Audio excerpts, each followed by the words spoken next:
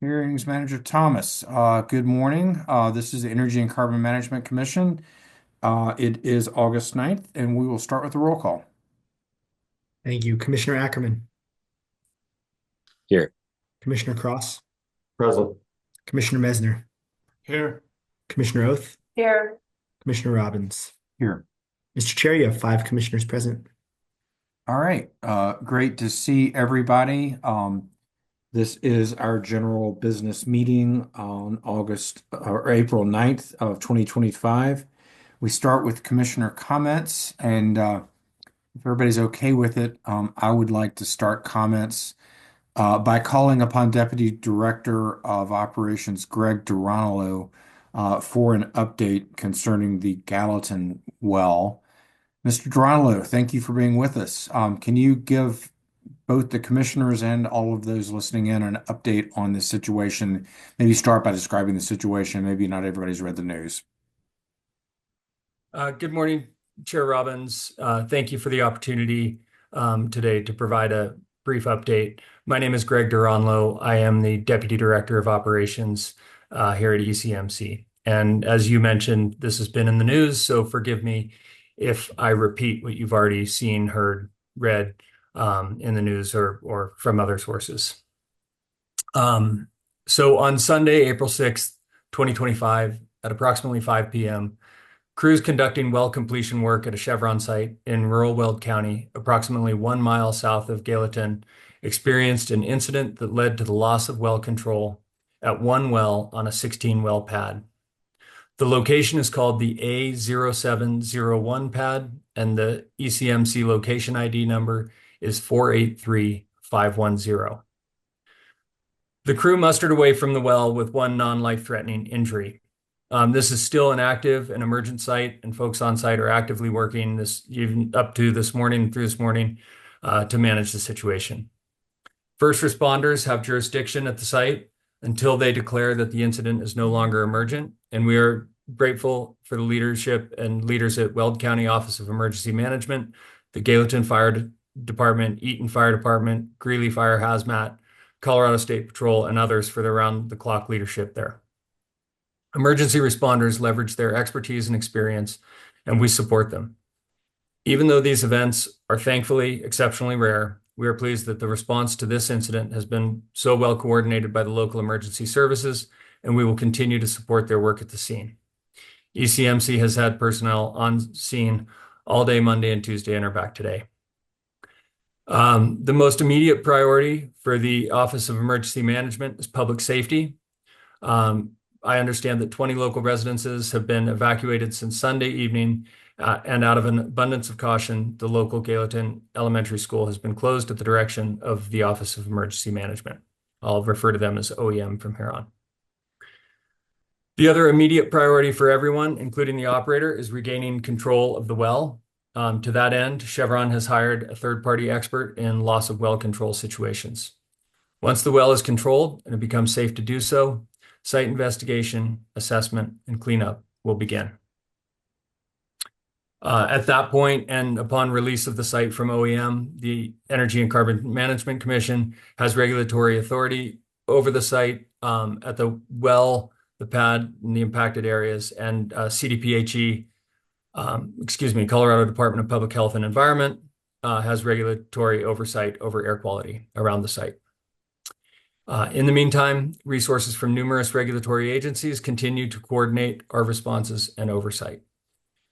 These partners include the United States Environmental Protection Agency, Colorado Department of Public Health and Environment, CDPHE, Air Pollution Control Division, and their Water Quality Control Division, their Emergency Protection and Response Division.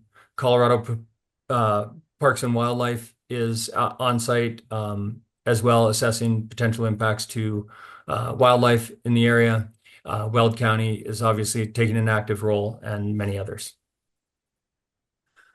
So just a little bit of background, that's sort of a situational update, and just a little bit of background so that you all understand sort of what the situation is. We refer to it as a well control event, and so I wanted to describe what that is. Essentially, it's a failure of the designed well control barriers and a loss of control over the pressure within the wellbore, which results in an uncontrolled flow, which is oftentimes called a blowout of fluids. During the uncontrolled flow, well completion fluids, fluids that exist within the subsurface formation, such as condensate and crude oil, are emitted from a well. Expert third-party contractors, as I mentioned, have been called in to restore control to the well, and they will use a technique that establishes a new wellhead on the well and then pumps heavy fluid down the top of the well at rates and pressures that are high enough to force escaping fluids back down the well to control the flow. This procedure is oftentimes called a top kill. As far as what led to this incident of well control, how did it happen? That's unknown at this time and will be analyzed as part of our investigation and obviously the operator's investigation. The operator is required to conduct and report a root cause analysis to the ECMC. So sort of some next steps. CDPHE, ECMC inspections, US EPA inspections will be ongoing to assess both the regulatory compliance and the extent of environmental impacts on and around the site, and determine what cleanup measures will be required to ensure that the cleanup protects public health, safety, welfare of the environment, and wildlife resources. The operator, Chevron, is responsible for the investigation of impacts and the remediation of those impacts. As far as what regulations apply to situations like this, we will lean into our 900 series rules as they apply to the management of exploration, production, waste, and environmental impacts, and our 600 series rules, which govern the safe operations during oil and gas operations. We have posted one press statement on our website, and we will do so again in coordination with our partners and the Incident Response Public Information Office as well.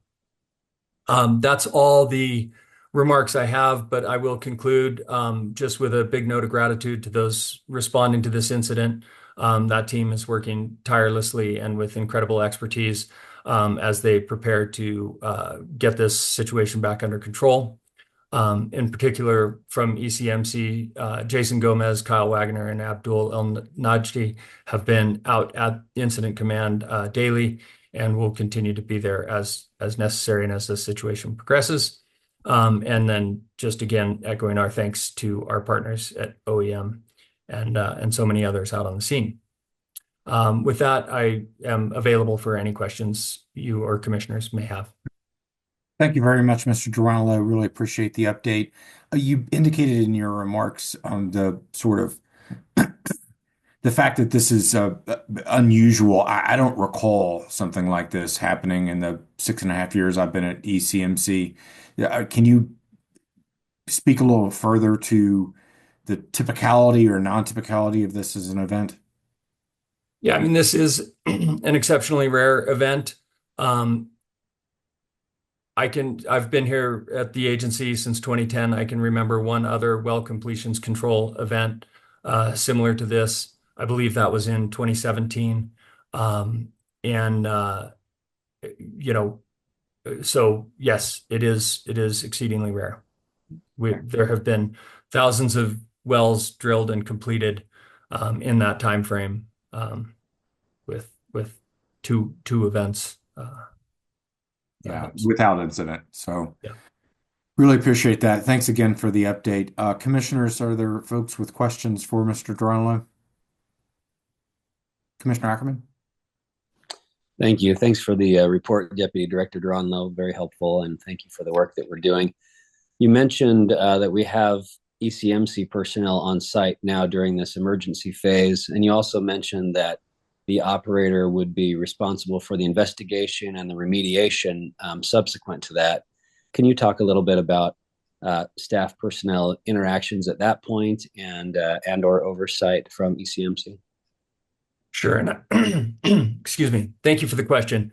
And I should be clear that that on-site we are on scene. There are safety perimeters set up, and only the contractor who is the expert in conducting the well control work is actually physically on the site. We are on scene in a safe zone outside of the site. Um, as far as the protocol for site investigation and remediation, um, currently Chevron is in close communication with our environmental unit staff, developing sampling protocol. They're reporting their work through the Form 19 spill reporting process, and will continue to do so. Um, we are working with them on appropriate uh, constituents for analysis based on our knowledge of what may be in the fluids that are emitting from the well. Um, I'm not sure if that gives you a thorough enough answer, but again, we will lean into our 900 series rules, which really govern any situation of spill or release of exploration production waste. Thank you. I appreciate that. And what I was getting at is just um, as the investigation is led by the operator, just wanted to ensure that people understand that that'll be in communication with our staff throughout. Thanks. For sure. And we in all of these things, we we are not the first responders. We are not the people turning wrenches and doing the work at a site. We are overseeing that work and ensuring it's done in compliance with our rules. And likewise for excavating and removing impacted soils, we observe that work. And ensure that it's done in accordance with a plan that was pre-approved and with our rules, and that the sampling at the end of that demonstrate compliance with our cleanup standards. Thank you. Appreciate your report. Thank you. Others with questions? Commissioner Messner? Thank you, Mr. Chair. Deputy Director Durano, I appreciate the update and the work that's ongoing on this incident, and understanding right now that it is a emergency management incident, and the ultimate goal here is to ensure public safety by managing the scene and dealing with the containment. At some future update, and I understand that there's still a lot of work to be done, but I would be interested in additional information on follow-up investigations that are planned to be had by ECMC, looking into the root causes and any considerations that this agency may need to evaluate associated with an incident like this. But I also understand that there's a lot to be done before we can get to that stage. And so, but just would love that kind of update at some point in the future after things are controlled and an investigation is being contemplated to look at root causes. I appreciate that, Commissioner Messner, and certainly the look back and investigation will be important, and how we can improve practices. How can we use this lessons learned to improve practices in the future?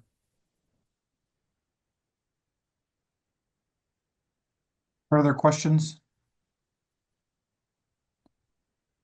Again, or Commissioner Cross? Sorry, I didn't see your hand. Thank you, Chair, and thank you, Deputy Director Durano. I just wanted to ask, I know we have the one non-life-threatening injury. Do we have any updates on the condition of that individual? No, sir. Okay. And I do not believe it would be characterized as life-threatening. I think he was taken off site, went to the hospital, and was Yeah, admitted. non-life threatening was, I think, what Commissioner Cross asked, and that was Great. what I stated. Yeah. Okay, great.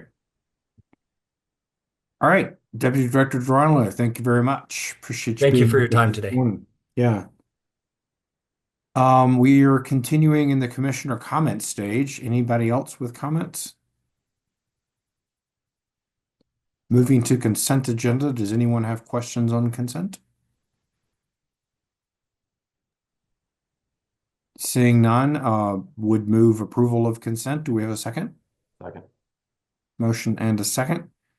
All those in favor signify by saying aye. Aye. Aye. Any opposed? Motion carries.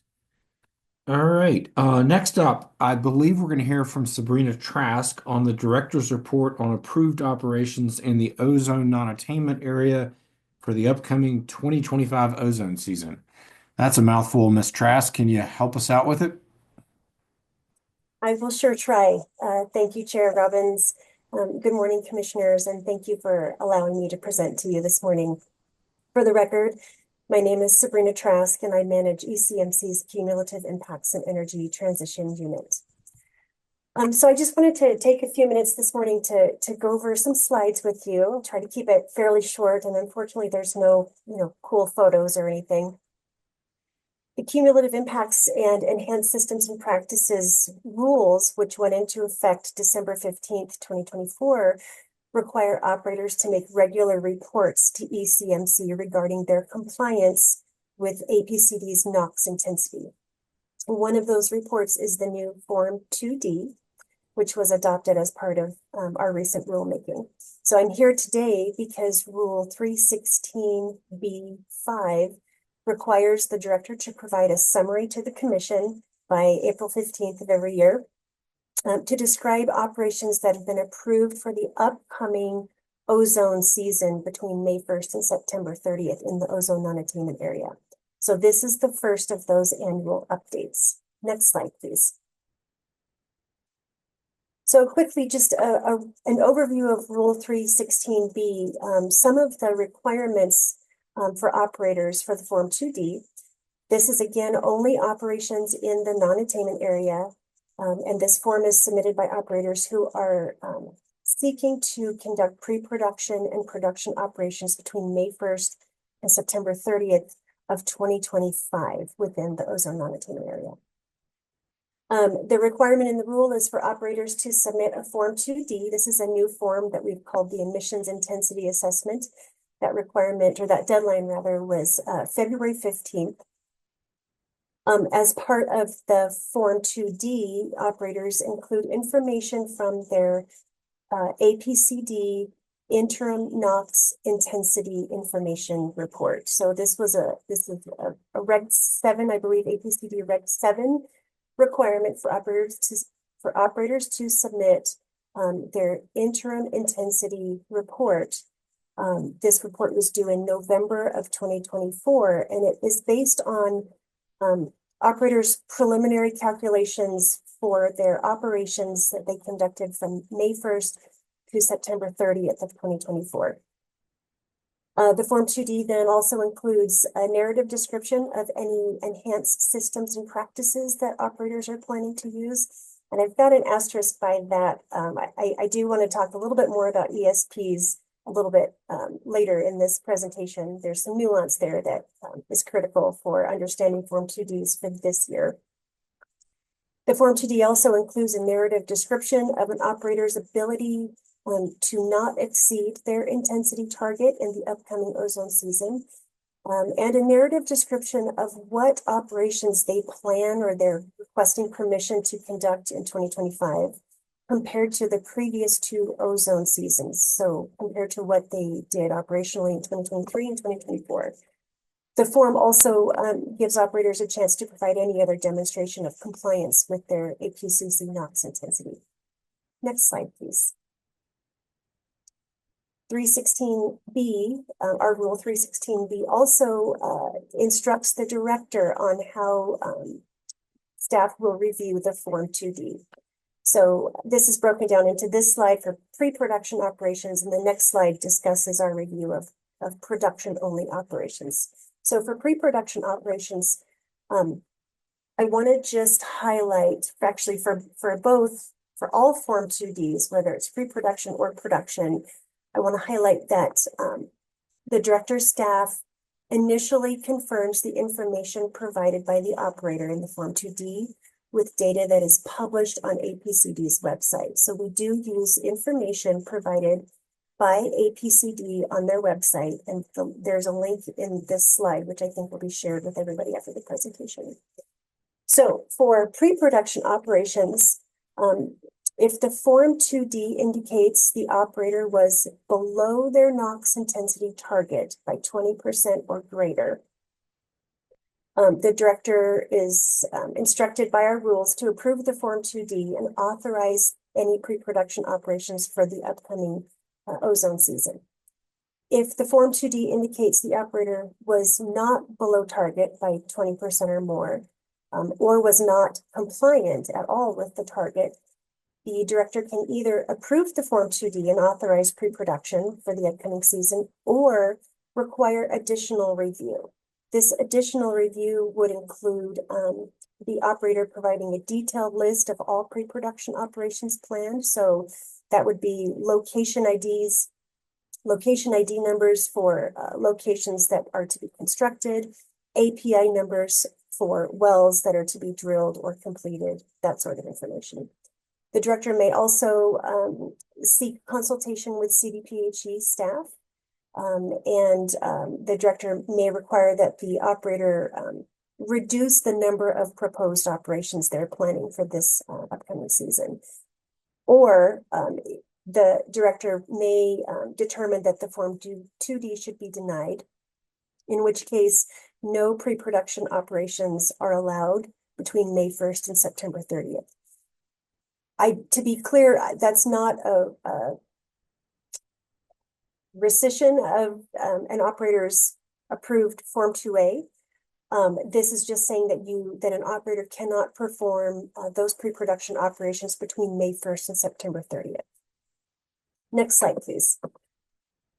So for production operations, if the Form 2D indicates that the operator has exceeded its NOx intensity or is otherwise unable to comply with their NOx intensity, then Rule 316D will apply. You may recall from our rulemaking that Rule 316D refers to additional actions to reduce NOx emissions. These are based on director's discretion on what 316 additional actions may apply. It could include the implementation of enhanced systems and practices, additional BMPs. It could be as severe as shutting in or plugging wells, or other actions to ensure compliance with NOx intensity. Next slide, please.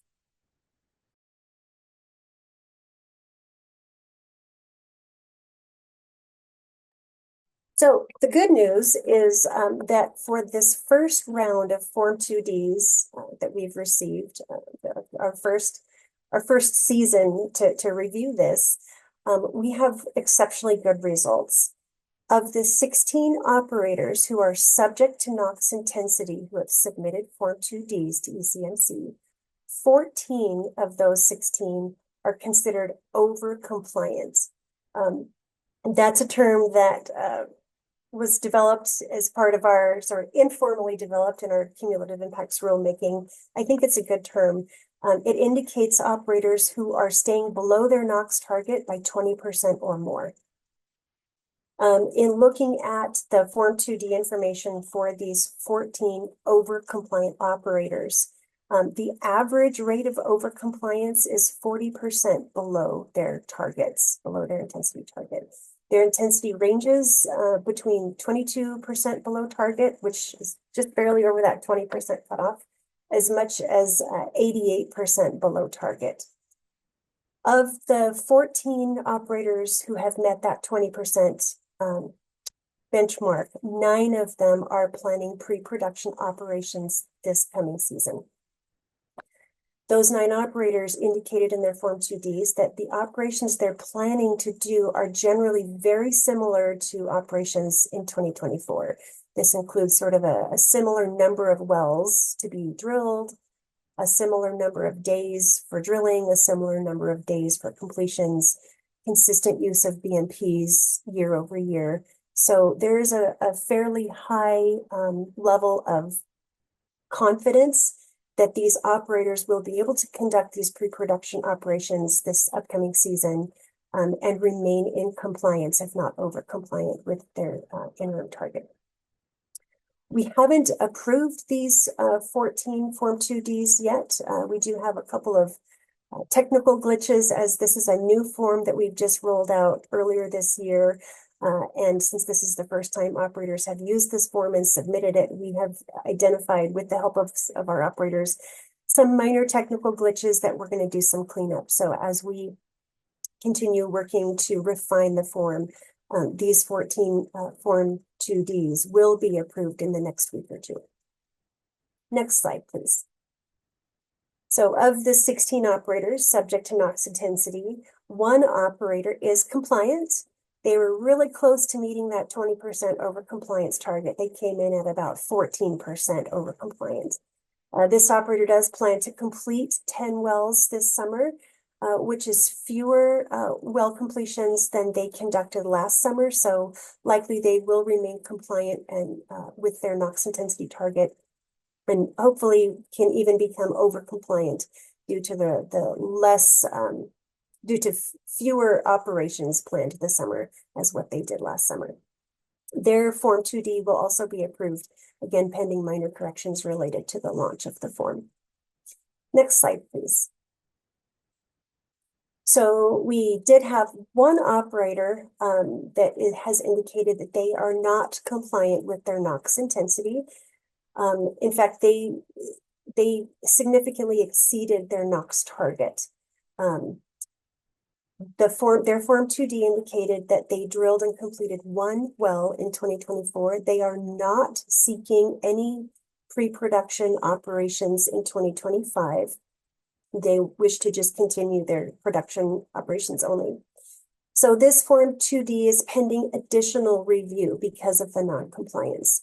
Staff is working with the operator, or plans to reach out to the operator, as well as reaching out with APCD to engage a robust consultation and conversation to understand the root cause of this exceedance. It may be something as simple as errors on the Form 2D. It may be calculation errors or reporting errors in the operator's interim report submitted to APCD in November of 2024. It may be operational. It is perhaps that their BMPs aren't working as effectively as they thought, or their emissions reductions aren't as stringent as they should be. There could be other reasons why this operator has exceeded their NOx intensity. The goal is for the operator, in consult with ECMC staff and APCD staff, to figure out why this operator has exceeded. Based on that determination, then the director staff will determine whether or not to approve or deny this form. Again, this operator is not seeking pre-production operations. They're only seeking to continue to produce their existing current wells. As a last resort, we could assess potential Rule 316D additional actions and deny the Form 2D. We'll wait and see what we find out with further discussion with this operator and our partners at APCD. Next slide, please.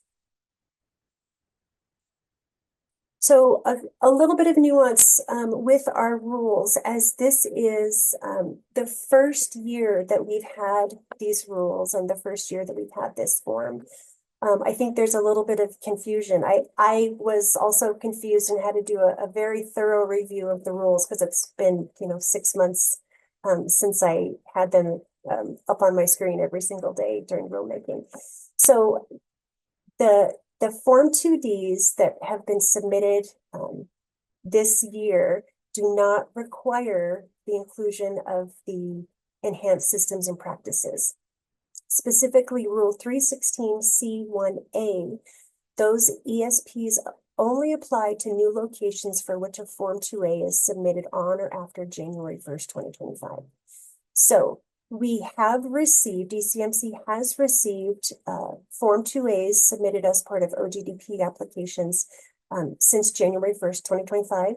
However, none of those OGDPs have been approved yet. They're still very much in the completeness phase and the technical review phase. So none of the proposed operations requested for authorization to be conducted this summer are related to any of the Form 2As that have been submitted since January 1st. Per Rule 316C1B, there is a suite of ESPs that only apply to new location construction that occurs after January 1st, 2026. We're not at 2026 yet, so the ESPs provided in Rule 316C1B don't apply to these Form 2Ds. That said, most of the operators seeking to conduct pre-production operations this summer have voluntarily indicated on their Form 2D that they do plan to use some of the ESPs listed in our rules, and that they do plan to be in compliance with AQCC's Reg 7 that describes the requirements for drilling rigs, completion engines.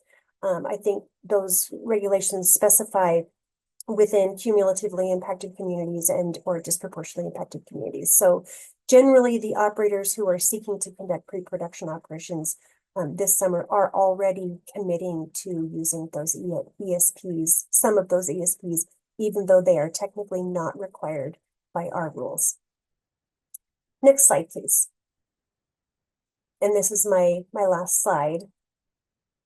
So to summarize, there are 16 operators who are subject to NOx intensity who have submitted Form 2Ds.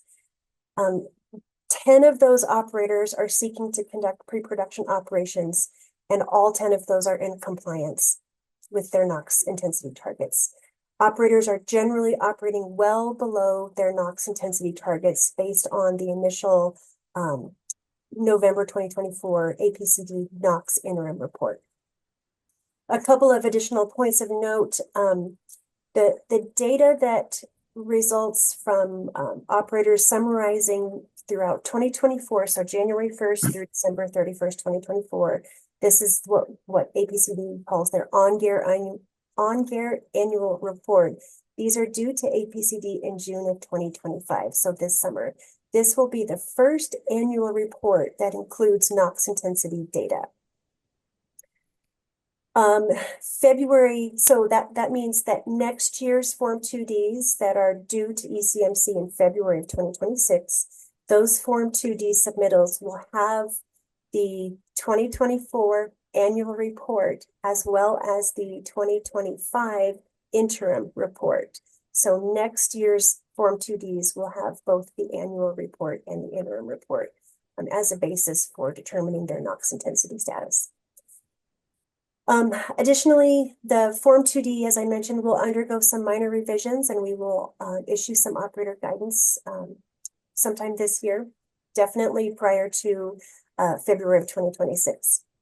And just to reiterate, ECMC staff and APCD staff continue to work very well together to collaborate regularly, weekly, checking in and fine-tuning how both agencies are running our individual but parallel NOx intensity programs. So I just want to shout out to APCD staff for their tireless and patient work collaborating with ECMC staff on this new rule. I think that's all I have. I am happy to try to answer any questions you might have. Thank you, Ms. Trask. Really appreciate the update. A lot of information. It's a new rule. It's a new paradigm. It's a lot of things that we're doing to be conscious of these issues. How do you think it's working? I think it's working really well. I think that we still have a little bit more coordination to do between APCD and ECMC staff, sort of behind the scenes. I want to make sure that what we have in the Form 2D mirrors what is captured or reported in the annual report, in APCD's annual report and interim report. I think we're there, but I think there's always room for fine-tuning. I'm also really pleased at the results that have come from this interim report. It's, I guess, heartening to see that so many operators have not just complied with their NOx intensity target, but have over-complied with it so significantly. I think that indicates that, for the most part, operators in the non-attainment area are being very responsive to both ECMC's rules and AQCC's rules around methane emission reductions and NOx emission reductions. Great news. Really appreciate the report there. Commissioners, questions? Commissioner Oath. Thank you, Ms. Trask, for the presentation and overall that very encouraging information. I agree. It sounds like it is working really well, and I'm just really heartened by that.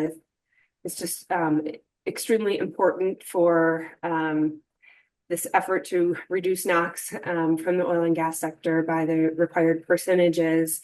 And, overall that is important for ozone and all of the health effects that ozone can cause for people. So this is very good. I'm glad that this is in place and that, this first year is already going so well. I also was surprised, but pleasantly so, to see that level of overcompliance. That is just, yeah, I'll be curious to see if that continues. I know, this first year is preliminary data, so we'll be very interested to continue to track it.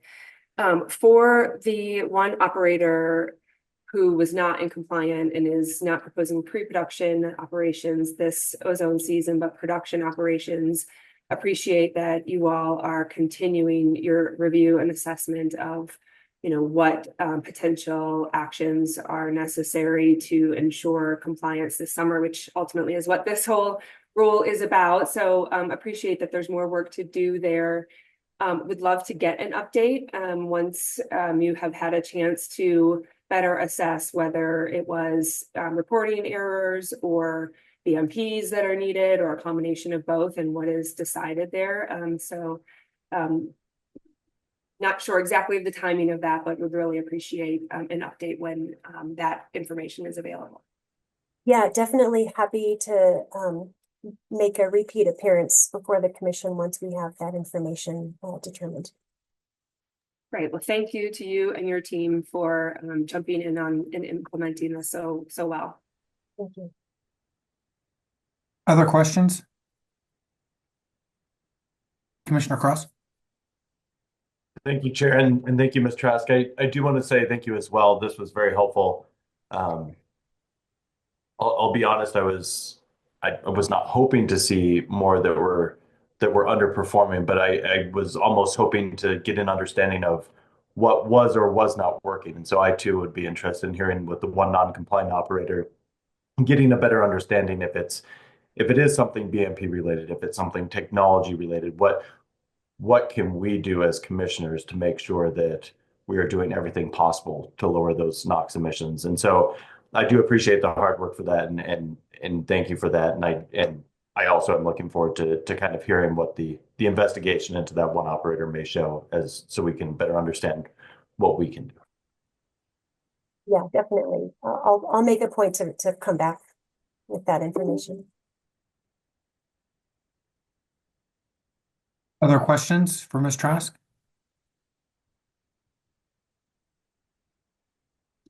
Thank you very much. Appreciate the update. I hope all of our stakeholders appreciate it as well. Good work there, and we'll look forward to hearing from you again. Sounds good. Thank you, commissioners. All right, commissioners, next up is an oil and gas development plan. Why don't we take a few minutes and get that teed up? It's 9:40. Let's maybe return in, say, 7-8 minutes, 9:47. And we will hear the NSC Helium Colorado Oil and Gas Development Plan. In the interim, if we could get those guys lined up for a presentation, that would be great.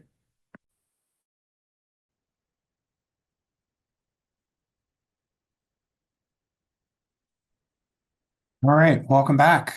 This is the Energy and Carbon Management Commission, April 9th meeting, and we are teeing up docket 241000249, an oil and gas development plan. The applicant is NSC Helium Colorado LLC. And Ms. Wazelinski, I see that you're with us. We will start as usual by swearing in your witnesses. Great. Thank you, Chair. We do have 3 witnesses. It looks like David Burns is on the hearing, but I believe he's having trouble connecting to audio and video. So for now, we have Jim Weaver and Steve Dunbar, who are in the same room.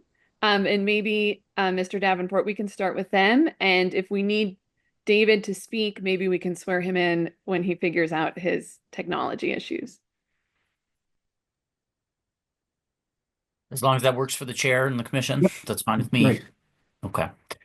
Gentlemen, you're on my screen is Jim Weaver. I'd just like to each of you in turn, would you please raise your hand, state your name, and say that you swear to tell the truth? I, James Weaver, swear to tell the truth. Thank you. I, Steve Dunbar, swear to tell the truth. Thank you.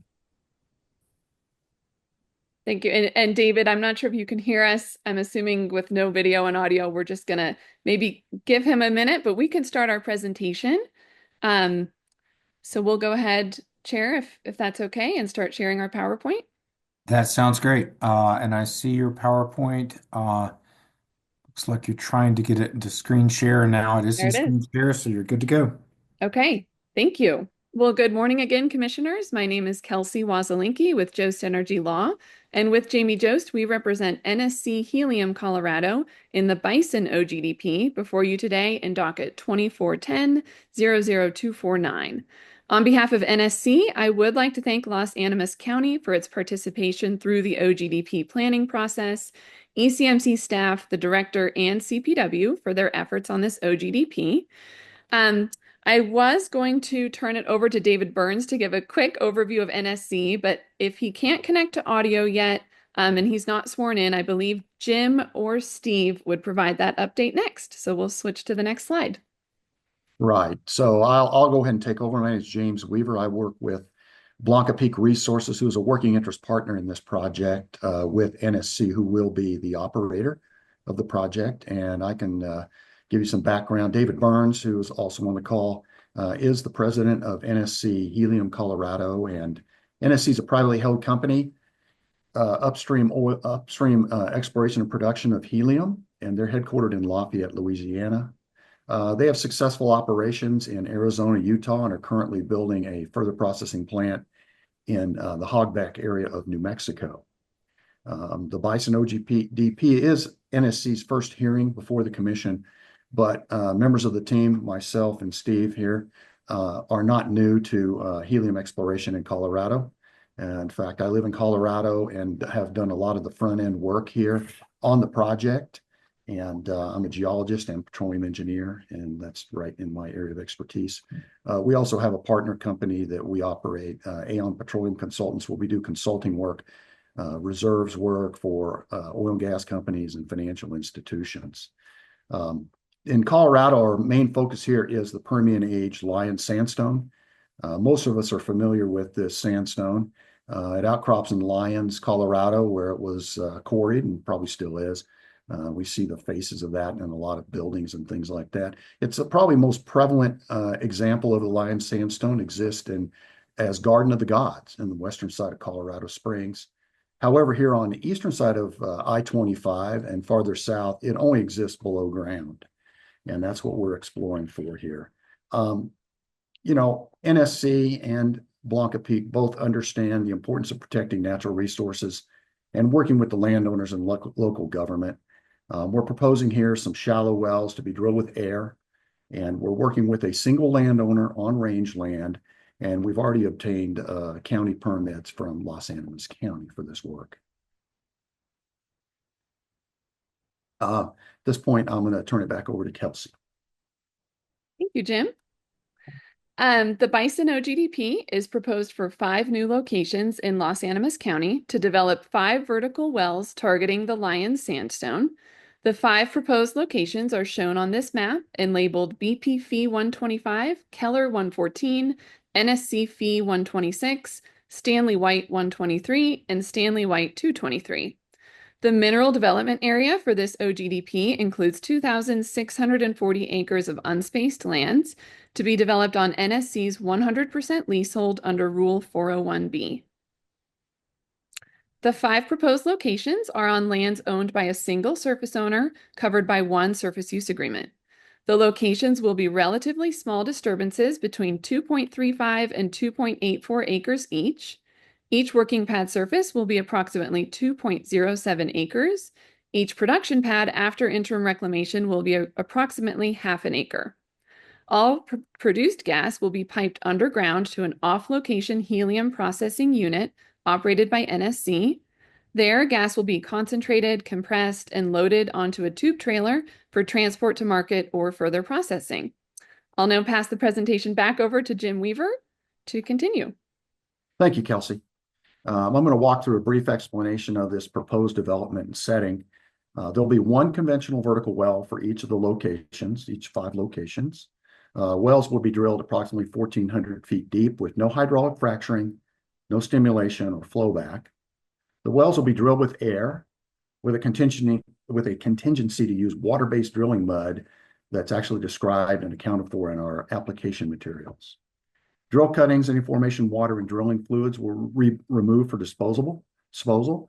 During production, each pad will have only a wellhead inside of livestock fencing. There'll be no anticipated hydrocarbons or produced water, and therefore no storage tanks will be put on site. And Kelsey described that the gas will be piped underground to a centralized helium processing plant. The flow lines that we're going to use will be polyethylene 4-inch diameter lines, and the processing plant will be ordered and installed only after well testing confirms that the wells are economical for production. Between testing and installation of the helium unit, the wells will be shut in. The location will be visited at least twice weekly by a pumper, and the wells will be monitored remotely using a SCADA system. Next slide, please.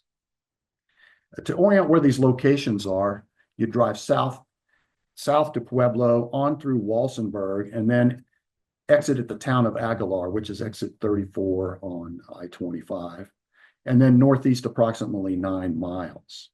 The settings rangeland is shown in this photo, and NSC conducted a biological survey in June of 2024. The survey looked at land use, habitat, residences, vegetation, water, and we also dug some soil pits. These locations are not subject to alternative location analysis, as the nearest home is more than 1 mile northwest, and there's no immediate downgrade water, and the locations are not in a high priority habitat. NSC has worked with the surface owner on the location, plans, and timing.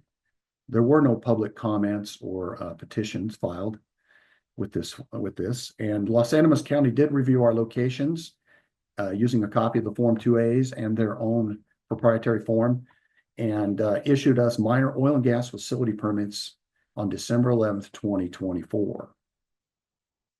Now, we'd like to spend a little additional time on habitat.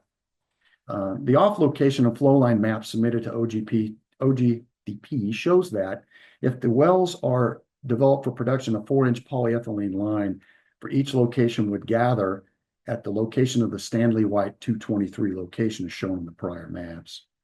From there, a single 4-inch flow line would continue south to the helium unit, which will be located right off of County Road 61. The flow line would cross an area shown on a USGS map as Salado Creek.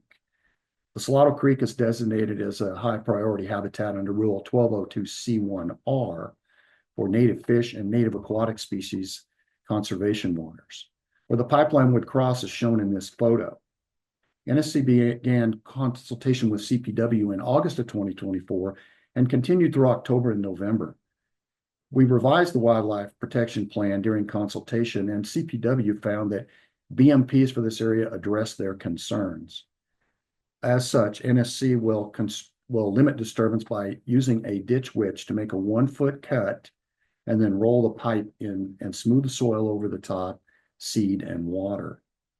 At one time, they wanted us to use tunneling, but it was almost impossible to decide on where to begin the tunneling, where to end the tunneling, where to cross under, because there's no real definite, stream bed here.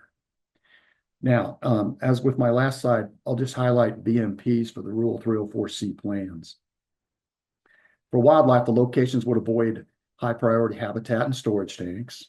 The off-location flow line can be reduced to the 1 foot in the area mapped as Salado Creek. NSC will have gas takeaway from the off-location helium processing plant. There'll be no haul traffic during production. Locations will be visited by a pumper using a light-duty pickup truck twice weekly. There's not an immediate down gradient surface water in this area. If the 4 sections of land in the OGDP, which is 2,640 acres, approximately 11 acres are proposed for the locations and access. The locations are buffered by more than 1 mile from the nearest residence. And so at that, I think that covers everything here, and I'll just turn this back over to Kelsey to summarize. Thank you, Jim. To conclude our presentation, I'll note just a few OGDP highlights. As mentioned, no petitions were filed or public comments received. The locations are not subject to any ALA criteria. They're sited outside of sensitive receptors. Los Animas County conducted its review of the locations using the Form 2As submitted to ECMC and issued minor oil and gas facility permits on December 11th, 2024 for each location.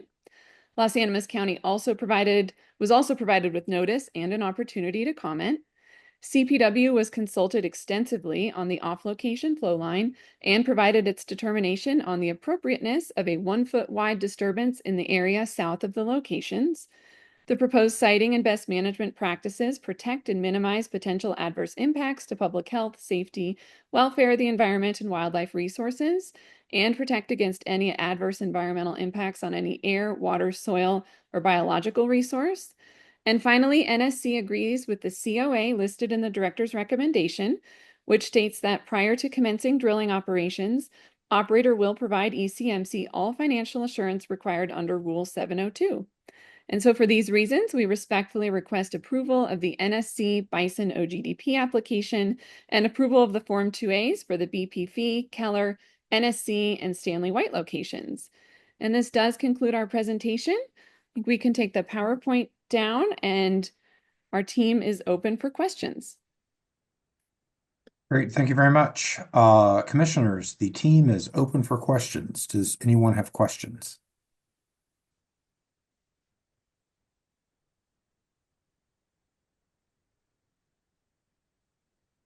Appears relatively straightforward. Does not appear we have questions. Does anyone desire to move into deliberations?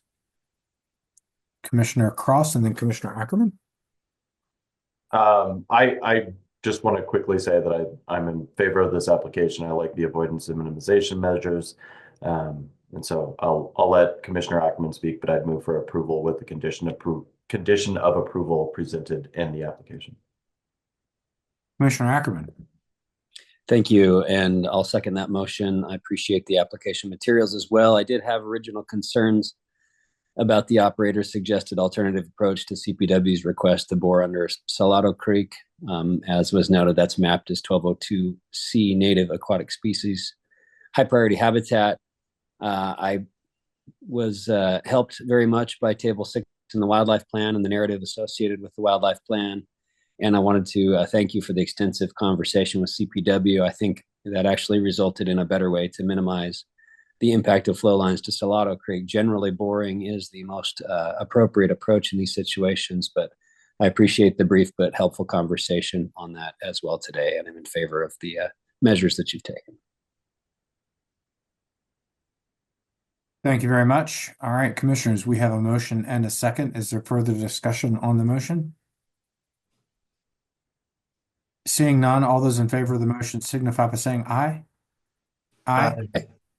Any opposed? Motion carries. Thank you very much, Ms. Wazelinski. Thank you to our staff for the behind-the-scenes work that led to this getting before us. We do appreciate it. It's 10:02. Let's take 5. Let's return at 10:07, and we'll take up the next and last matter on or second to last matter on our agenda. Okay, we are back.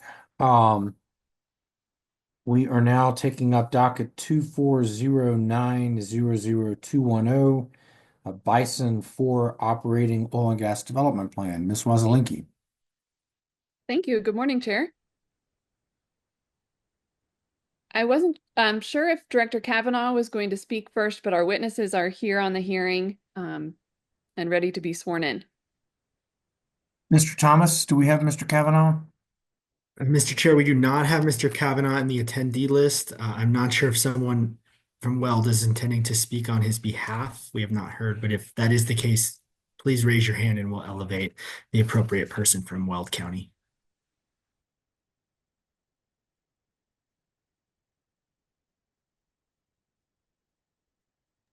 I'm not seeing any hand raises at this time, Mr. Chair.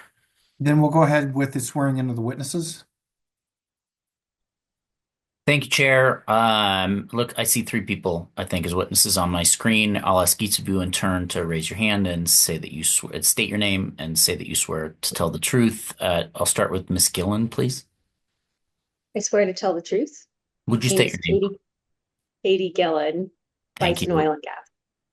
Thank you. Mr. Meyer? My name is Bennett Meyer, and I swear to tell the truth. Thank you, Mr. Hogan.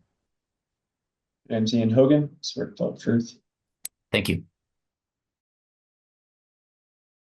All right, Ms. Wozlinski, the floor is yours. Thank you. We'll start sharing our PowerPoint and then I will get started.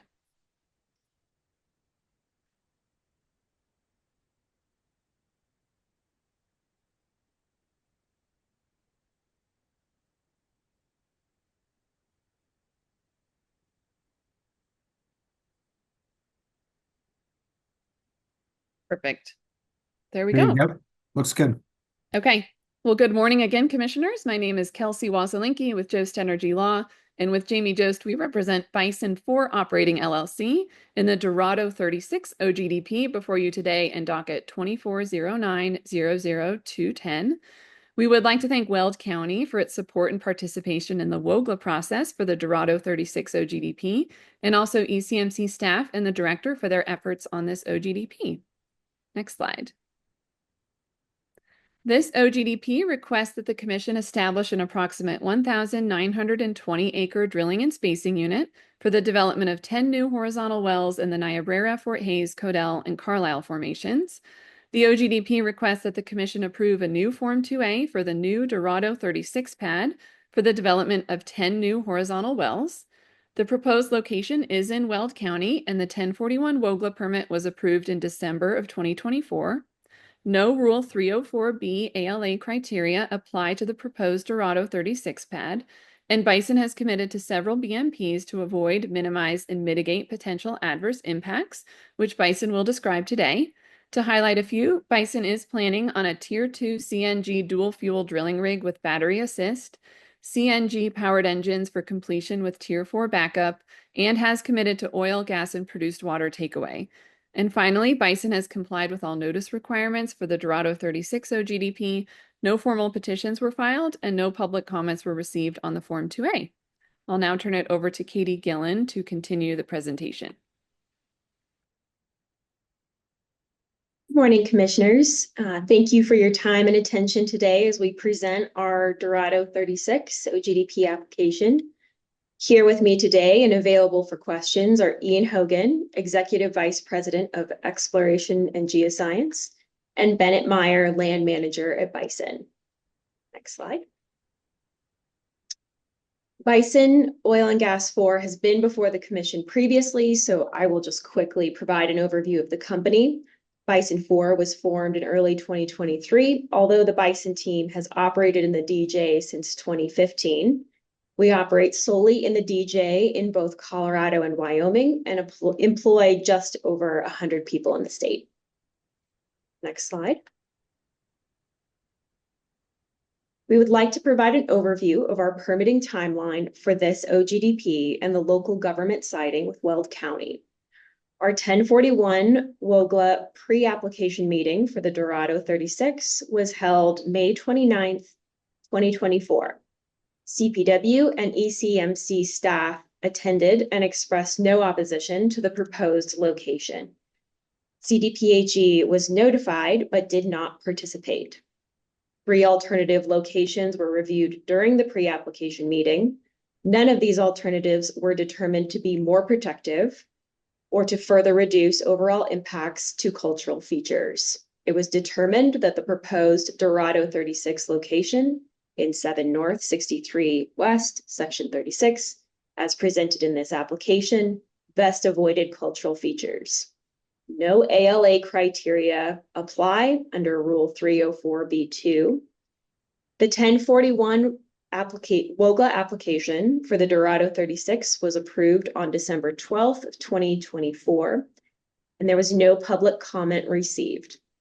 Bison received completeness determination of the OGDP on January 1st, 2025, and the director's recommendation for approval of the OGDP on March 19th. CDPHE consultation pursuant to Rule 309F was not required, and CDPHE did not request a consultation. Similarly, CPW consultation pursuant to Rule 309E was not required, and they did not request a consultation. There was no public comment received on the OGDP application. Next slide. The mineral lands that will be developed from the Dorado 36 OGDP will include all of sections 33, 34, and 35 of 7 North 63 West. Bison plans to drill 10 horizontal wells, which will include 5 2-mile lateral wells drilled east to west and 5 3-mile lateral wells drilled east to west. Next slide. We have included a map depicting cultural features under Rule 304B2 to highlight the remote nature of the location and how the siting of this location best avoids impacts. No alternative location criteria were met for this location. The nearest residential building unit is 3,376 feet away across Highway 392 to the northwest. All high occupancy building units, schools, child care facilities are all over a mile away from the location. The nearest disproportionately impacted community is also well over a mile away. The Dorado 36 is sited outside of mapped high priority habitat, while a small portion of the existing access road is within high priority habitat, and we will discuss this further.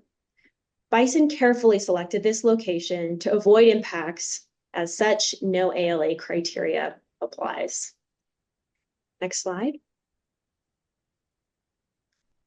Bison considered key cultural and environmental features to avoid and mitigate impacts when selecting the Dorado 36 surface location and access road. Again, I'll just reiterate, no ALA criteria applies here. Further, the Dorado 36 location provides ideal access to the underlying minerals as well as existing pipeline infrastructure. It also has close access to Weld County Road 74 and Highway 392.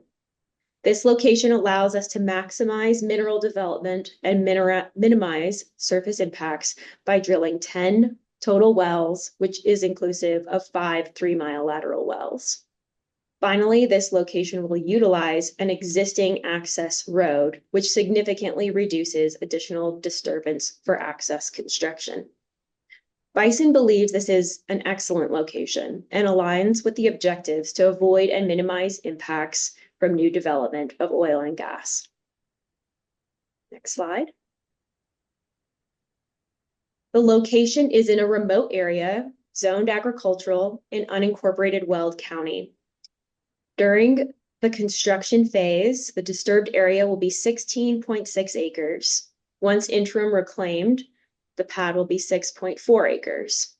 The site will utilize an existing access road, and only a small new entrance will be constructed.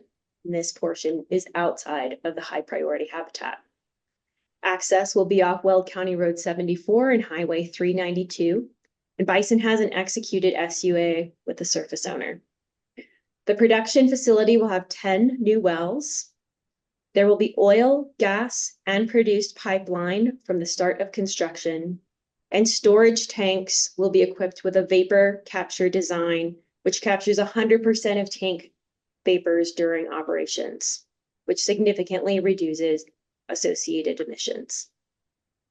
Next slide. Bison's proposed haul route will provide access to Weld County Road 74.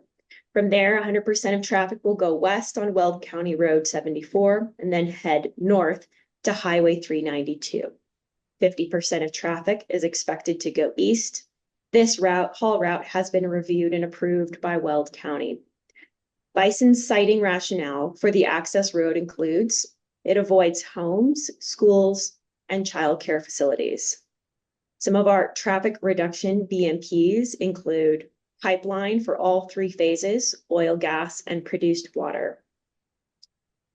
A small portion of the existing access road, highlighted by the yellow circle on the image in this slide, falls within the habitat for a ferruginous hawk nest and the habitats for mule deer winter concentration area.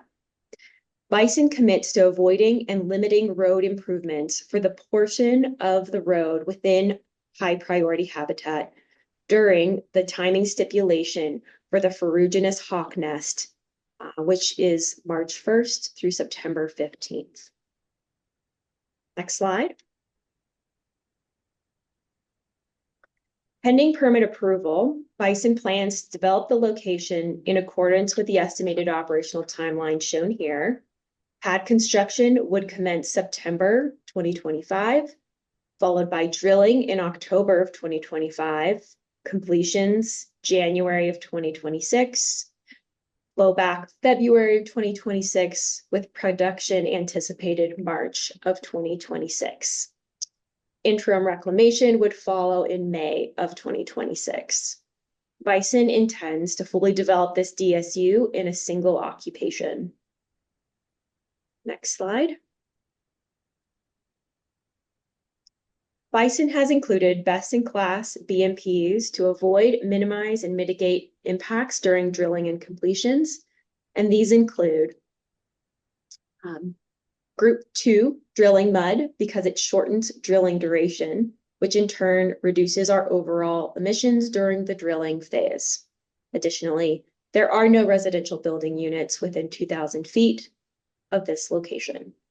Tier 2, CNG dual fuel engines for drilling with battery assist. And I will also note for the commissioners, Bison has submitted our 2D, and we are over compliant with the NOx intensity target by 42%. We will be utilizing Liberty's DigiPrime fleet, which is a CNG powered frac fleet, which further reduces emissions in comparison to 100% Tier 4 fleet. Freshwater will be delivered via lay flat lines and stored on site via an MLVT, which will reduce truck traffic. Additionally, Bison will turn flow back to the production facility and utilize water pipeline. Next slide. Bison's BMPs during the production phase include, and highlighted here, oil, gas, and produced water pipelines, which will significantly reduce truck traffic during the production phase. Storage tanks will be equipped with tank vapor capture, which will capture 100% of tank vapors during operations. And Bison will implement a robust remote and on-site monitoring inspection program for the facility and tank components. This includes continuous emissions monitoring for drilling, completions, and the first 6 months of production. Additionally, Bison will utilize a LAC system for measuring and selling product from this location. Next slide.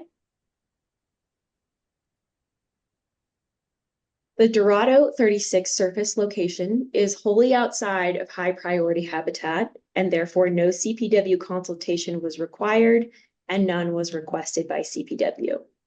A small portion of the existing access road is within the half-mile buffer for the ferruginous hawk nest and within mule deer winter concentration area. CPW expressed during the Weld County pre-application meeting that they appreciated that Bison was utilizing an existing access road and thereby minimizing additional service disturbance. CPW requested during the Weld County pre-application meeting that Bison avoid or limit the road improvements to the portion of the access road within high priority habitat during the ferruginous hawk nesting season from March 1st through September 15th. Bison has agreed to this BMP, along with some other BMPs that Bison implements at the location to avoid and minimize impacts to wildlife. And this includes our quiet frac fleet, which reduces noise, pipeline takeaway for all 3 phases, and the development of the DSU in a single occupation. Next slide. In conclusion, there was no opposing public comment received on the OGDP. We have local siting approval from Weld County, and our 1041 application has been approved. The director's recommendation and staff highlights include no ALA criteria applies to the location. Impacts to public health, safety, and welfare will be largely avoided, minimized, and mitigated by the successful implementation of our BMPs. Bison agrees to be bound to the wildlife BMP in this slide. And finally, the director has determined that this OGDP complies with all applicable requirements of the commissioner's rules, and approval was recommended to the commission for this application. And that concludes our presentation, and we are now available. Oh, excuse me. I will pass it to Kelsey for one last slide.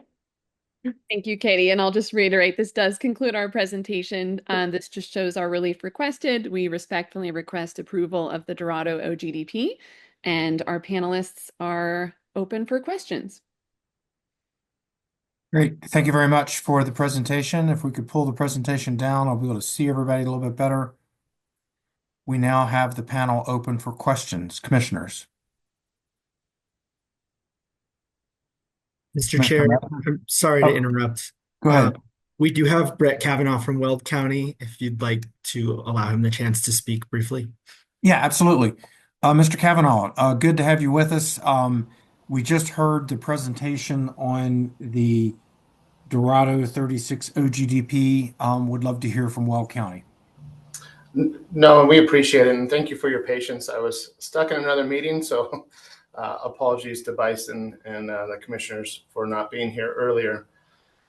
Good morning, commissioners, and everyone on the call today. I really want to thank you for the opportunity to speak for a few minutes regarding Weld County's WOGLA process for Bison 4's oil and gas development plan. On May 24th, 2024, Weld County held a pre-application meeting for the Dorado 36 location before you today. Attendees included Bison staff, Weld County staff, ECMC, and CPW. The 1041 WOGLA application was received on September 17th, 2024. Weld County did not receive any public comments or applicants for intervention on the Dorado 36 location. The 1041 WOGLA hearing for the Dorado 36 was held on December 12th of 2024, and it was approved at that time by Weld County's hearing officer. The final order was recorded with the Weld County clerk and published in the Greeley Tribune on January 11th of 2025, which creates a vested property right here in Weld County for this permit. The 2A comments were submitted to the ECMC and are included in the director's recommendation. Weld County agrees with the director's recommendation and supports full approval of this permit. And at this time, we do appreciate everyone's time, and I'm open for any questions as well. Thank you very much. Questions for Mr. Kavanaugh?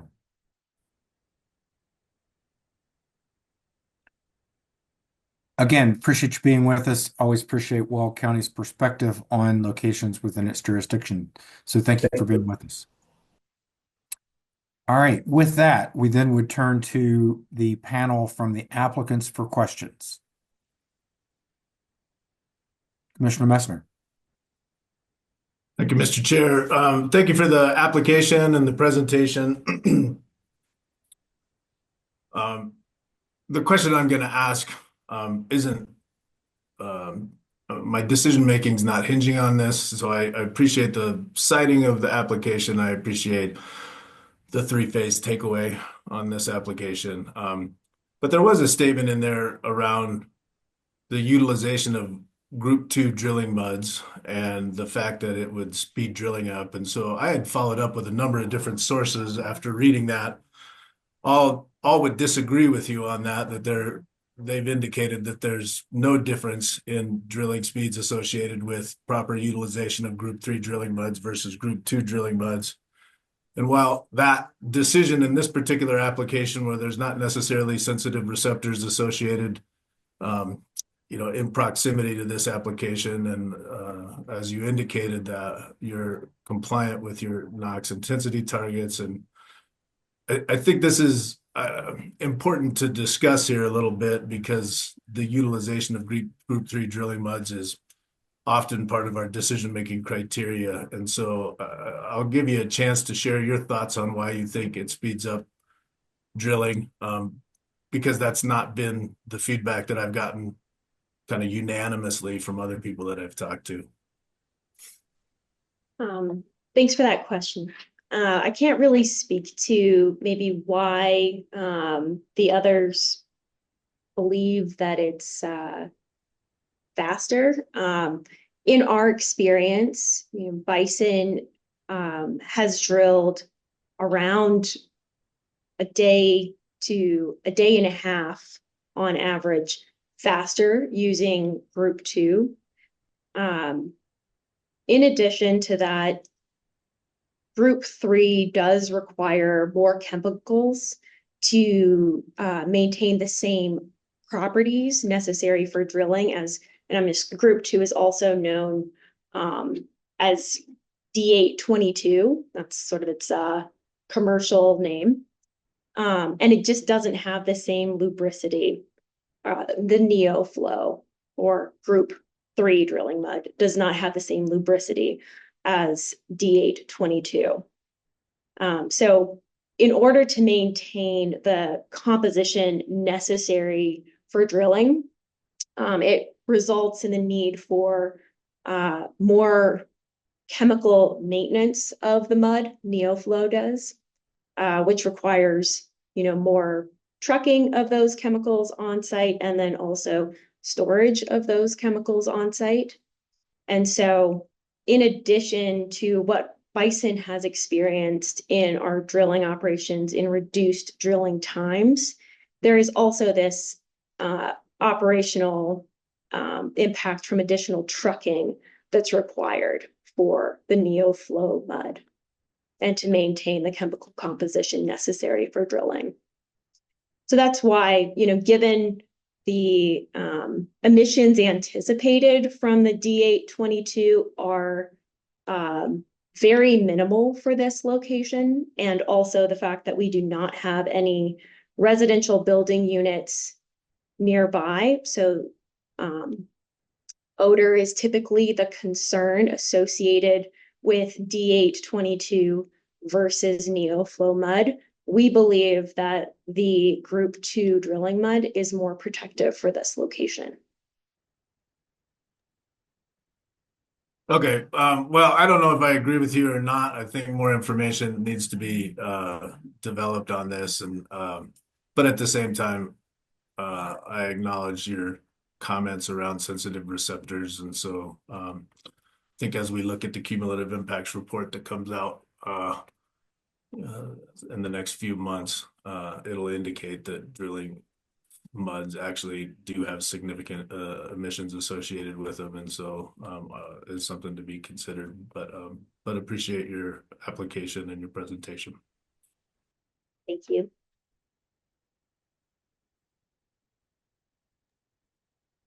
Others with questions?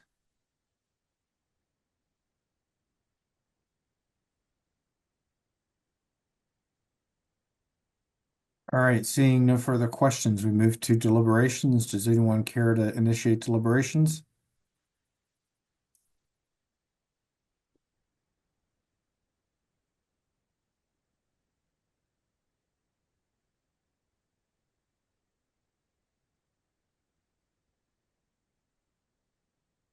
Commissioner Cross? Thank you, Mr. Chair. I'll be brief. I will be in favor of this application. I do appreciate Commissioner Messner raising the issue about the Group 2 drilling fluids. I do think that that's something that we've been starting to hear more about, and I do think that that's an important step moving forward to make sure that we're using the best drilling fluids possible, and making sure that it's a reduction in VOCs as a result. I think one of the key things for me in this application is the lack of receptors nearby. They did have the appropriate outreach, and CDPHE not having concerns with it, CPW concerns being addressed. I think that this is a good location. I appreciate Bison looking to drill outside the ozone season, and therefore trying to make sure that NOx is reduced as well. I appreciate that they're one of the operators that is meeting those the NOx compliance there as well. So I will be in favor of this application. Thank you for kicking it off, Commissioner Cross. Others with thoughts? Commissioner Oath? Thanks, Mr. Chair. I would just reiterate, I suppose, the comments made by Commissioner Cross. I'm happy to second the motion. Those reasons. Very good. We have a motion and a second. Is there further discussion on the motion? Seeing none, all those in favor of the motion signify by saying aye. Aye. Aye. Aye. Any opposed? Motion carries. Thank you, Ms. Wazelinski. Appreciate your and your client's approach here. Thanks to staff for the work that got us to this place. We have one other matter on the agenda today, that is the OGDP docket 2406-00148. This is a Crestone's motion for reconsideration of commission order staying State La Plata South OGDP.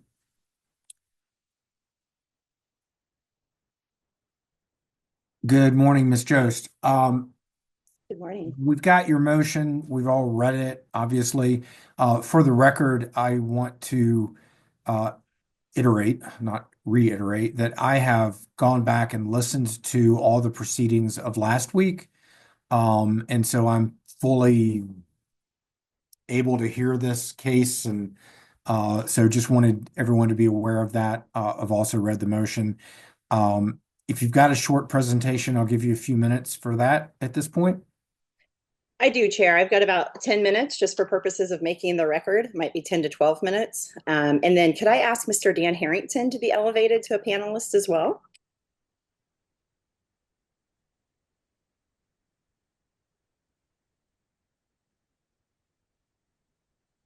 Well, we're looking for Mr. Harrington in the attendee list. If he could raise his hand. There we go. He'll be elevated shortly.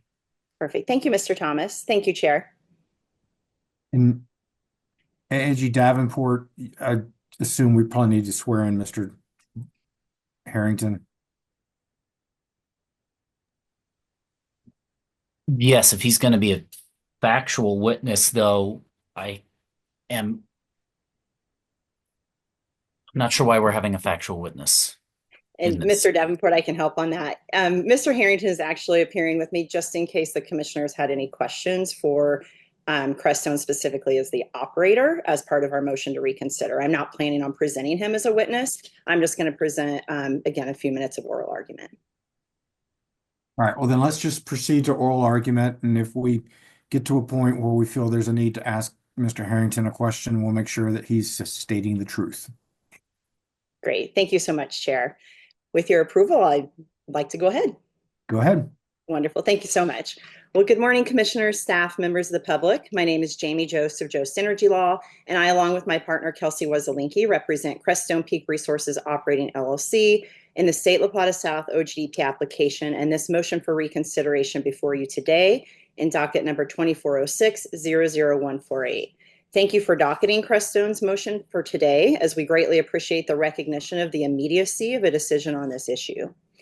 The State La Plata South OGDP application was the first OGDP application to be filed for lands within the now stayed Rule 314 Lowry Ranch Cap Comprehensive Area Plan boundary.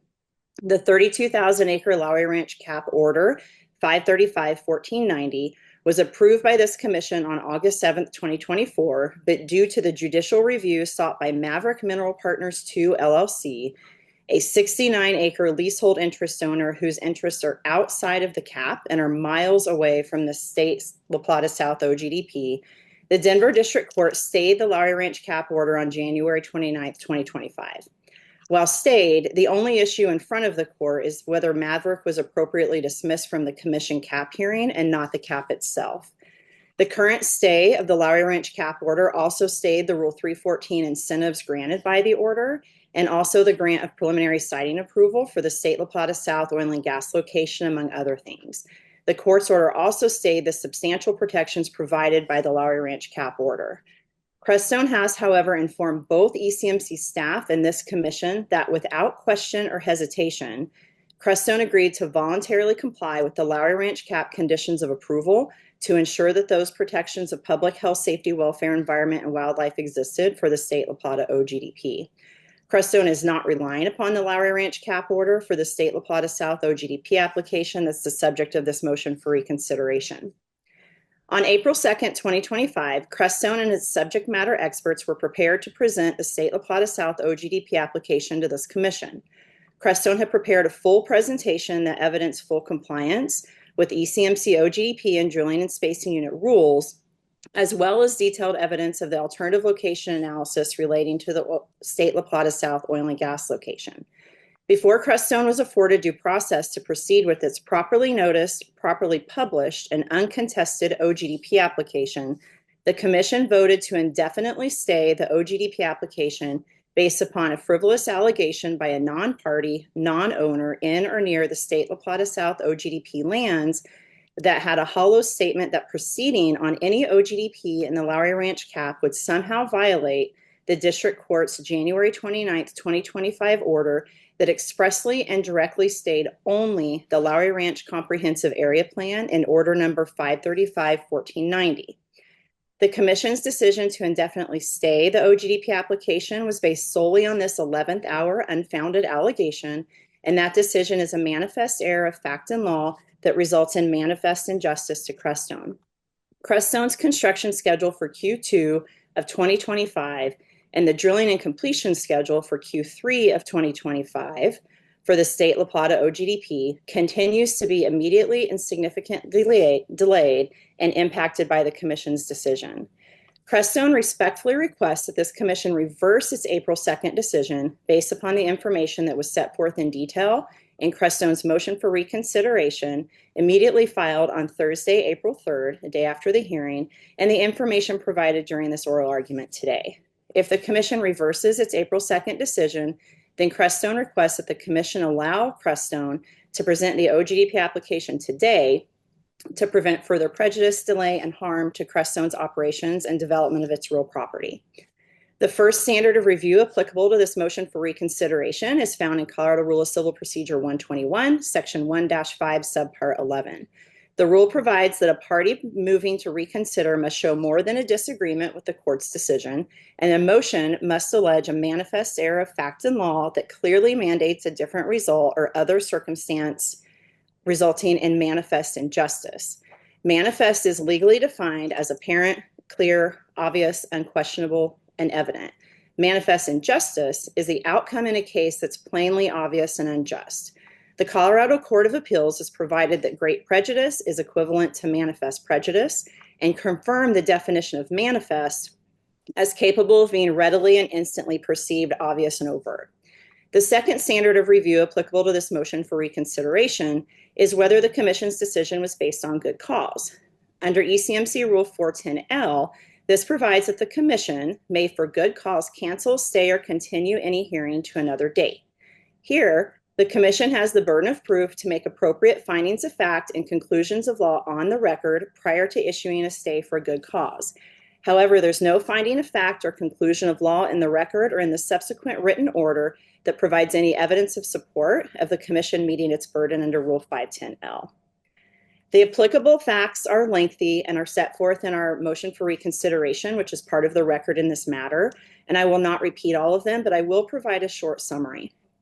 On June 14, 2024, Crestone filed the state La Plata South OGDP with the commission.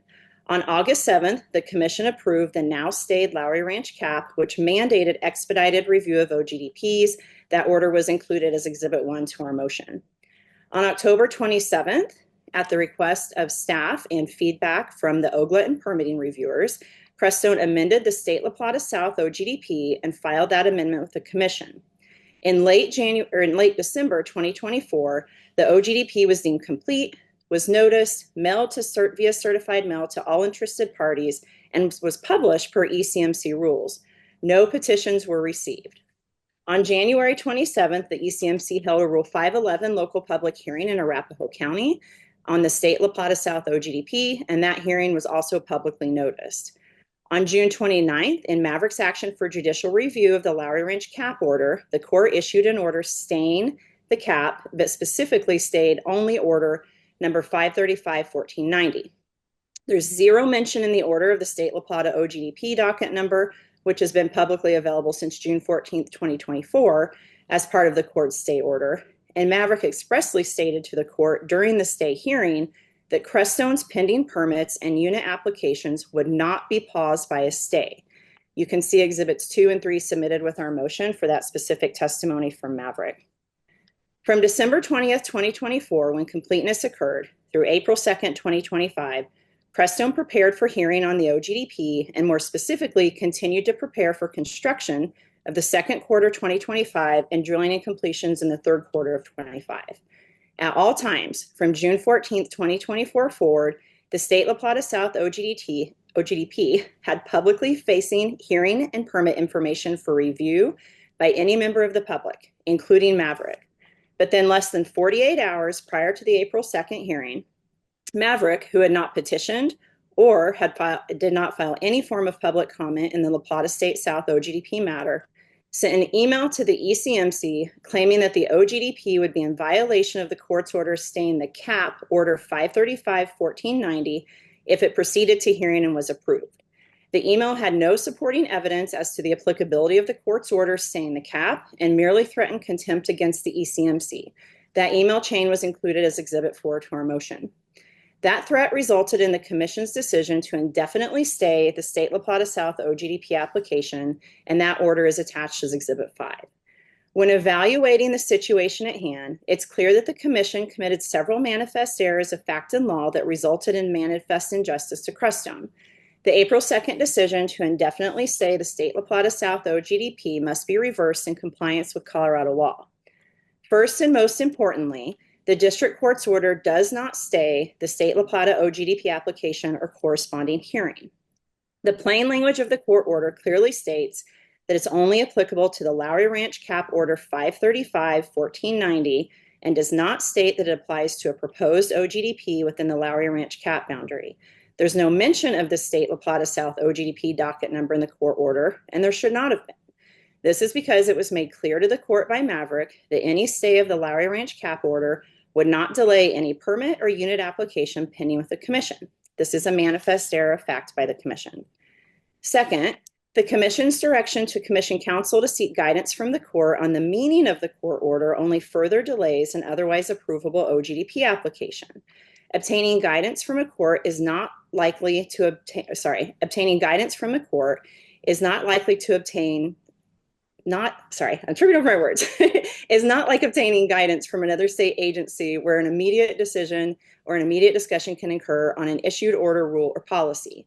The court may not even allow this filing, and even if it does, the court may not immediately act on that filing. In this instance, the inquiry filing will likely not provide the Commission with the outcome it's seeking because the court is not likely to review and interpret the Commission's own rules since the state La Plata South OGDP is not within the scope of the judicial review litigation. This results in a manifest error of fact and law by the Commission. Third, the Commission undermined its own rules governing OGDP application and Commission hearings by indefinitely staying the state La Plata South OGDP. Commission Rule 314-5D provides that preliminary siting approval pursuant to Rule 314 does not guarantee that the Commission will ultimately approve any associated Form 2As within a CAP. And Rule 314-B6 provides the approval of a CAP does not constitute approval of an oil and gas development plan, drilling and spacing unit, Form 2A or Form 2. Operators must submit all oil and gas development plans, drilling and spacing units, Form 2As and Form 2s as ordinarily required by the Commission's rules for all locations and wells within an approved CAP. Under each of these rules, the Commission staff must independently review the state La Plata South OGDP as ordinarily required by the rules. Then, under Rule 307B, the Commissioners themselves have authority to further independently review the state La Plata South OGDP during the hearing, regardless of the CAP order from the court, and actually regardless of the Lowry Ranch CAP order, even if it wasn't stayed, under your own rules. During the Commission's independent review of the state La Plata South OGDP at hearing, Rule 307B1 provides that the commission may add conditions of approval to an oil and gas development plan that determines are necessary and reasonable to ensure compliance with all requirements of the commission rules or to protect and minimize adverse impacts to public health, safety, welfare, environment, and wildlife resources. If there's a concern regarding the State La Plata South OGDP paperwork referencing the Lowry Ranch cap, then the commission can include a condition of approval on the OGDP order requiring a cleanup of such documentation, since any information that would need to be modified will be presented in witness testimony at hearing on the State La Plata South OGDP. This was offered by Crestone at the April 2nd hearing to the commission and was ultimately disregarded. The commission's failure to follow those governing rules is a manifest error of law.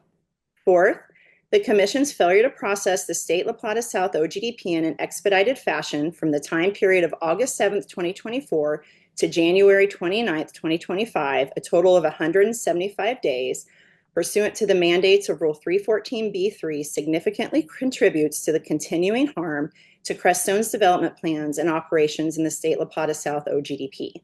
The commission's failure to abide by Rule 314B3 is a manifest error of law. Fifth, the commission was misled by a non-party to the State La Plata South OGDP about the timing of discovery of the State La Plata South OGDP hearing, and the commission relied upon this misrepresentation by indefinitely staying the OGDP application. All hearing application information about the State La Plata South OGDP has been publicly available as of June 14th, 2024, and any member of the public has had the ability from that date to submit any concerns via petition or public comment to the commission. Maverick did not do this and chose to wait to disclose concerns to the court with the court's stay of the cap until less than 48 hours before the hearing. Maverick's not a party to the State La Plata South OGDP per Rule 303E and Rule 504. It does not own any interest within or adjacent to the State La Plata South OGDP, and its concerns around non-development of its interests are in no way impacted by the pending OGDP application. Yet Maverick's 11th hour claim is the sole basis upon which the commission indefinitely stayed Crestone's State La Plata South OGDP. This results in a manifest error of fact and results in a manifest injustice to Crestone's development and operations of its interests in the State La Plata OGDP. The sixth and final reason is that the commission's decision to indefinitely stay the OGDP has far-reaching implications and consequences that has and will continue to manifestly prejudice Crestone. Not only does the commission's decision that seeks guidance from a court with no jurisdiction over the State La Plata South OGDP undermine the commission's authority to interpret and apply its own regulations, but the commission has now provided a roadmap to those persons whose sole intent is to delay OGDP applications within the Lowry Ranch cap boundary for frivolous or obstructive reasons. Crestone recognizes that the commission stated that this indefinite stay is only applicable to the State La Plata South OGDP. However, that statement is fundamentally inaccurate because the commission's directive to commission counsel to seek guidance from the court could be interpreted as whether the court's order applies to any OGDP within the Lowry Ranch cap boundary. This precedent in and of itself presents a circumstance of manifest injustice to Crestone and its development and operations of its interests in this OGDP. To conclude, Crestone has provided 6 different examples of the commission's manifest errors of fact and law, as well as the resulting manifest injustice to Crestone. Crestone respectfully asks this commission to carefully consider the direct implications as well as the unintended consequences of its unsupported and manifestly incorrect April 2nd, 2025 decision to indefinitely stay this OGDP application. Crestone has made a substantial record on why the commission should reverse its April 2nd decision and requests that the commission do just that. Reverse the indefinite stay on the State La Plata South OGDP application and allow Crestone to present the full merits of the application to the commission today. Thank you for your consideration of this motion for reconsideration. We have Mr. Harrington with me on video if there's any questions, and thank you for your time, Chair and Commissioners. Thank you, Ms. Jost. 15 minutes, 40 seconds. Appreciate all the manifests. I will start. I do not find a manifest error of fact or law, nor do I find a manifest error of far-reaching consequences in our decision to stay this matter. I believe it is well within our rights in a very unique situation in which we've got an approved cap that has been litigated and in which the court has stayed the effectiveness of the cap. I find it completely within the ECMC Commission's discretion to make sure we're not in violation of a court order. And that's all we're doing. We will be filing, assuming we deny the motion, and that's the direction I'm going to be going. We will be filing a request for clarification with the court today. I will be instructing our attorney generals to seek expedited review of that. If for some reason we don't get expedited review, I'm happy to turn this thing back to us and we'll figure out what we're going to do. We're making no consideration on the merits of this one way or another. I realize Maverick is not a petitioner to the OGDP, but they are a petitioner to the court, and they've gotten the court's attention in terms of getting a stay, which I frankly found to be strange. So that's the direction I'm going to be going. Other commissioners with thoughts, deliberations, motion, Commissioner Cross. Thank you, Chair, and thank you for the presentation. I'll start by saying I'm in agreement with you. A couple things that I want to note. Throughout the motion, there's a lot of reliance on Exhibit 3, which is the court stay order, and throughout the motion, it consistently says that this order does not apply to OGDPs. It only applies to the cap order. That is not as explicitly stated in the Exhibit 3, the court's order, as is trying to be suggested in this motion. Similarly, there's a lot of reference to the transcript, the Exhibit 2, and the discussion about how it does not apply to OGDPs. However, the statement that it does not apply to OGDPs is not a ruling of the court. It's actually a statement by Mr. Lewis Prescott. And so therefore, I have a hard time trying to say the court is clear that any OGDPs can continue to move forward based off of a statement by Mr. Lewis Prescott, as well as a court order that does not explicitly say OGDPs should move forward. And a couple additional notes with respect to some of the manifest error arguments that were made in the motion. There's some references to our Rule 314, some processing times there, and I understand the frustration with some of the processing times for our applications. However, that was not part of the decision being made here, so I have a hard time saying that our decision to seek guidance from the court is manifest error for our inability to process the OGDP applications in an expedited manner under our cap rules. Keep in mind that this cap was stayed, and therefore the applicability of the cap order and the benefits that come with that cap order are going to be stayed. Those are just a couple things that I want to note. I do recognize that Maverick is not a party to this OGDP. I do recognize that Maverick, especially with the experience as noted, is well aware of the notice provided. And I do have concerns with the fact that Maverick waited until the last minute to point out this day and the potential conflict with the state orders. However, I don't think that our decision to seek clarification when this OGDP at its root is based off of preliminary citing that is part of the cap order. I do understand the argument that we could go back and look beyond the preliminary citing decision made within the cap for this site. But the way that the application is presented to us does have references to the cap, does have reliance on the cap, even if we go beyond that. And so I want to make sure that anything we do, even if it is setting aside what the cap order says and going back and looking at it, is not going to have any kind of impact. And I don't have any kind of belief that we have any manifest error of fact or law that seeking that guidance is going to be violative of any rules. Thank you, Commissioner Cross. Much better articulated than my statements. Others with statements, thoughts, Commissioner Messner? Thank you, Mr. Chair. Just a couple of things. I don't find a clear mistake of law here. I think both Chair Robbins and Commissioner Cross clearly provided a lot of rationale for that. I stand by the rationale that was shared at the last hearing on this topic where we decided to stay the application. I think that caps and OGDPs associated with caps preliminary, particularly in the areas, situations where there's preliminary siting are distinctly interrelated, and I think getting clarification from the court on exactly what the stay applies to is important for us to do to ensure that we are not violating a court order.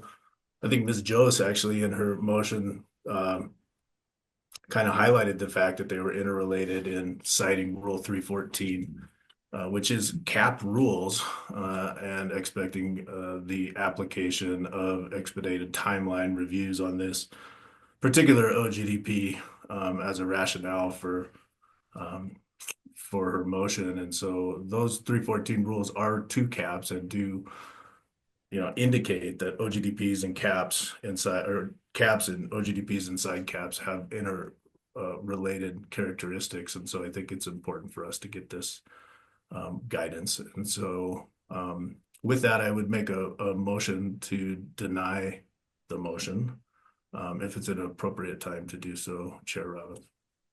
Yeah, sure. Thanks. Second. Further discussion, further deliberation from other commissioners? Commissioner Ackerman? Thank you. And I do appreciate Creststone's motion and the supporting documentation that they submitted. Certainly didn't take it lightly, as we never do with any issue before us. I also agree there wasn't a manifest error of factor law. I won't reiterate the statements made by my fellow commissioners, but agree with them. I did also want to add that I do think it's very reasonable for the commission to seek judicial clarification of a judicial order, not as alleged during this presentation on an interpretation of our own regulations. I not only do I believe that a reasonable person would find there was no manifest error of factor law, I also believe the action taken by the commission is the most appropriate path forward. We've always have and always will ensure that we're not in violation of orders of the court, and I'm also in favor of this motion. Further deliberation? All right, seeing none, all those in favor of the motion signify by saying aye. Aye. Any opposed? Motion carries. Ms. Jost, appreciate the effort. We will do everything we can to expedite seeking guidance from the court on this matter and getting back to our regularly scheduled business of ruling on OGDPs. Great. Thank you, Chair. Thank you for your time today, commissioners. Yep. All right, commissioners, I do not see anything else on our agenda. I would move to adjourn. Do we have a second? Second. Motion and a second. All those in favor signify by saying aye. Aye. Aye. Any opposed? We will see you next time. Thanks, guys.